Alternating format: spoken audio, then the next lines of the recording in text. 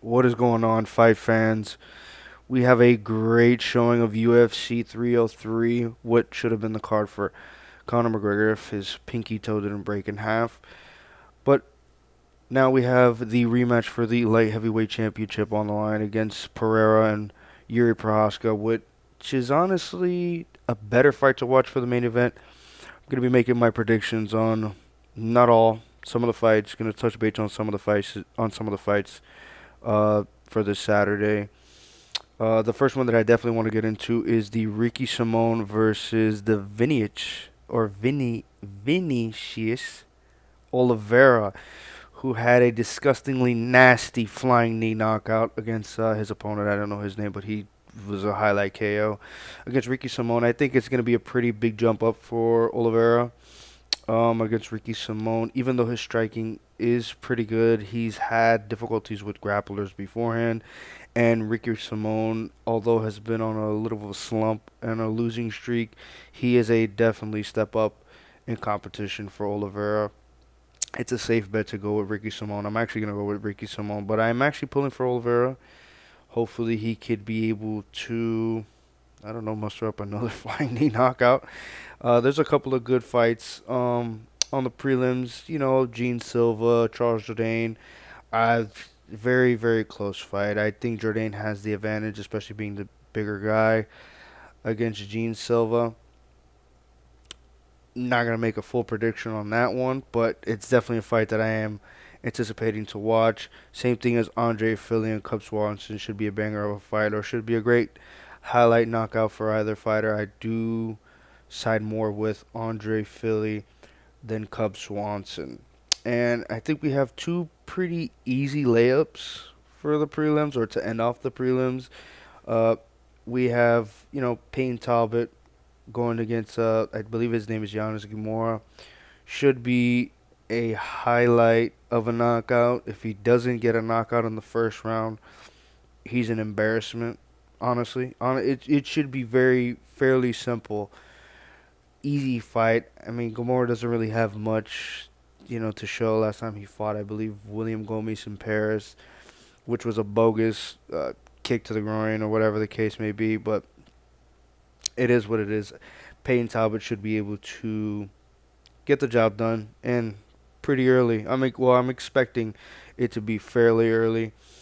And Joe Pyfer, he's getting a good matchup against somebody who's actually gonna want to throw hands with him. With I believe his name is Mark Andre Barrialt.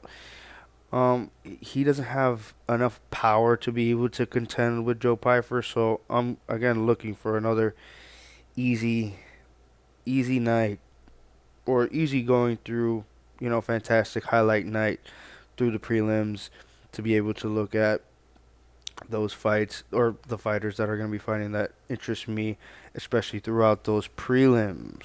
But now to be able to go through the main card, Ian Gary versus MVP is honestly, besides the co-main and the main, is going to be should be a fantastic fight. I hope we don't get a stinker between these two guys, man. It should be honestly very technical, very tactical, something that I expect. Ian Gary's been working with Shoot the Box, which is known to have, dudes that are more marauders, standing in through. Gary's more of a flamboyant, technical type of fighter that's has a lot of flair to his game, but mixing in that type of grappling that he's probably been being able to use or anti-grappling against grapplers. I would think the smart way for him to win this fight is to use that grappling or to mix in the grappling with his striking to make the game a lot more easier for MVP. But if this fight ends up staying on the feet, I hope that it's not a snooze fest. I hope that these guys are able and willing to just go out and show the bravado of these two guys to be able to just show off their crazy techniques and also it's a lot of flair. It's a lot of out there with these two fighters. But for my prediction, I think MVP knocks out Ian Gary, and I think he knocks him out in the second round. I see these guys trading. I just think that MVP style is just completely different completely different realm to just get the timing of understand what's coming your way. You don't really know. It's just in and out. It's out there. It's a completely different style that not a lot of people can replicate, especially in sparring, or be able to really understand that's in front of them. Ian Gary as well is very good with his striking. I would honestly say technically very great, but MVP style is just on another level. If Ian Gary wins this fight, honestly, I wouldn't be surprised. He is a guy that's on the come up. He is the younger guy. He is the man that has, I would say, more momentum, especially with Ian MVP just joining the UFC and getting that Kevin Holland win, who was just there to, you know, be able to stand and just take punishment and have some highlights for MVP to be able to continue and have some type of success in his UFC career. But I just think that as a style matchup, MVP, and if he wants to be able to show his game, that he wants to be able to really just insert himself into the title picture, as well as Ian Gary as well. But I think Ian Gary has a lot more time on his hands than MVP. But I'm gonna go with MVP on this one with a second round knockout. Probably with the right hand. Probably just put him down. You know, Ian Gary has a small head. Uh, Cuck, likes to sit in the chair in the corner. That's, people's opinions, but it is what it is. He has a small pea brain. He's been knocked down once. He can probably be knocked out again. Now to go later into the card, obviously you see on your screen Diego Lopez, but I want to go over Anthony Smith and Roma Delizzi a little bit over. These guys are both shit. They're pretty not good at all. Um, but I mean, Delizzi's on a slump. He looked terrible. I mean, he looked really bad against Imavov in his last fight. Can't really do much. Is a decent grappler. Anthony Smith, the same thing. He just fought a low IQ caveman, and he got the submission over him. I mean, the Anthony Smith is an underdog. I guess I'm gonna go with Anthony Smith over Roma Delizzi. These two guys are not really anything of notice, but to go to the Brian Ortega and Diego Lopez fight, I mean, this fight is gonna be insane. If the MVP and Ian Gary fight doesn't live up to hopes, I think this absolutely will. These two guys are tremendous grapplers. With I believe they both have black belts in jiu-jitsu. Good stand-up for both. I think Diego Lopez definitely has the power advantage on his side, especially with the stand-up. Brian Ortega, though, is not no slouch. His boxing is pretty good. Um, has some highlight KOs as well on his record, but he's really more known for his grappling and to be able to get those submissions. I think Diego Lopez, as well, as dangerous as he is on the ground, I don't think it'll be the best decision for him to take Ortega to the ground unless he's trying to prove a point about him being one of the better grapplers in the 145 division and him taking the reign, especially him being so down low in the rankings and Ortega taking this fight. It's definitely something that can be looked upon as maybe the next number one contender besides Max or besides the Volk rematch with Dupuria. This is a great, great style matchup for these both guys. I'm gonna end up going with Diego Lopez. I think it's gonna stay on the feet a little too long or longer than what Ortega wants it to be. And Lopez just got that nasty power, dude. I mean, for 145, he is a nightmare matchup. Reminds me a lot of Charles Oliveira and his style of way of fighting. Dangerous grappler, but also very dangerous with his hands and feet. I'm going to go with Diego Lopez by, let's go third round TKO.